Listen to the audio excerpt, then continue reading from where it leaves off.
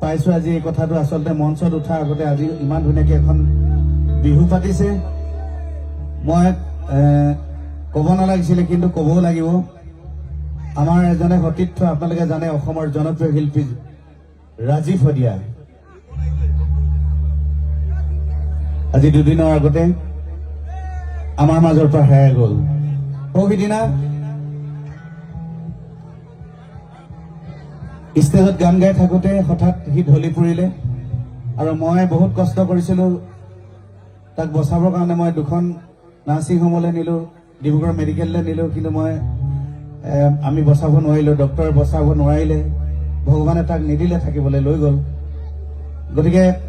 মনটো খুব বেয়া লাগি আছে আমাৰ গোটেই অসমৰ ৰাইজৰ বা আমাৰ সতীৰ্থসকলৰ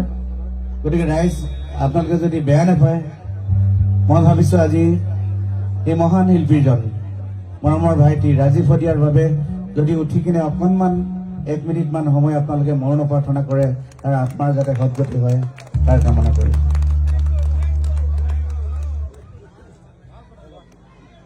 সময় হৈছে